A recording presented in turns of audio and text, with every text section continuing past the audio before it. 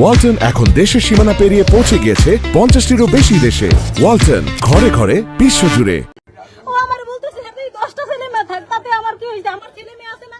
তোর তো ছেলে মেয়ে আছে, তোর তো সেইখানে সংসার ভাঙতে তোর কোনো লাগবে না। তুই তো প্রতিনিয়ত এগুলো করে বেড়াই, তাহলে আমাদের মতো মেয়েরা কোথায় যাব?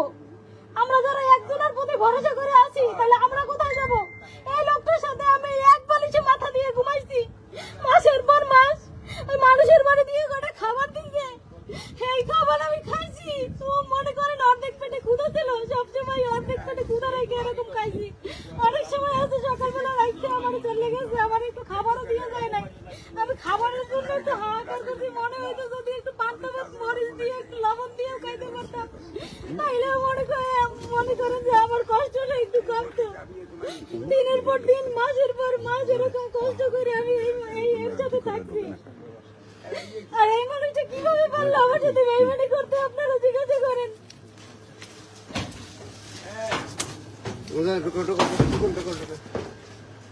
এখানে কোনো তোর কথা নাই, তুই কিভাবে মারছো তো?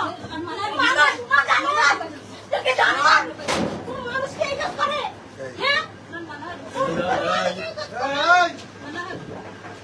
আপনি পুরা যে আমার মুখ কেন না দেখে? আপনি এই পরিবার কিন্তু পাবলিক পুরা আমার কথা না দেখেন না। এই জায়গা আমার সাথে কথা নাই। তুই মোবাইল দিয়ে আমার এই কাজ যাবে না। হ্যাঁ চুপ। বাদ দিবি না। আমি পুলিশে খাইয়ে দেব। আমি গায়ে দিচ্ছি। পুলিশে খাইয়ে দেব। আমি গায়ে দিচ্ছি না। আমি গায়ে দিচ্ছি না। উনি মনে ব্যথা পাইছে, নাকে ব্যথা পাইছে, ওনার নাকে আঘাত লাগছে, নাকে আঘাত লাগছে না।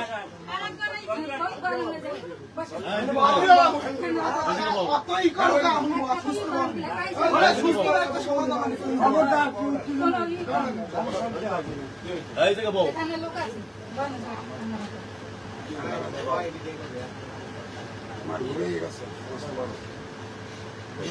ওই মহিলাটার 3টে বাচ্চা। ওই মহিলা কই? ওই মহিলা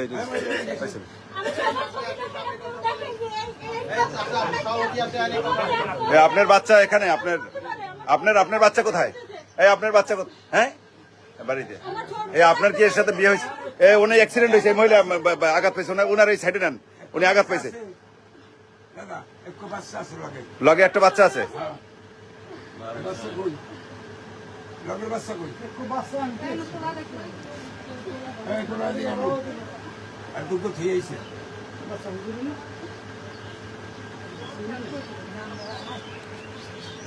এই বাচ্চা কার? আপনার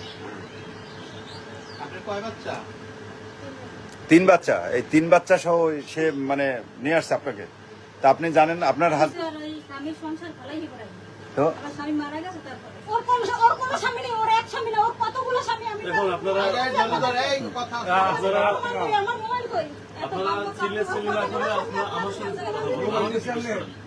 মোবাইল পাইছেন? হ্যাঁ পাইছি। কতগুলো স্বামী দেখেন, ও প্রতি মাসে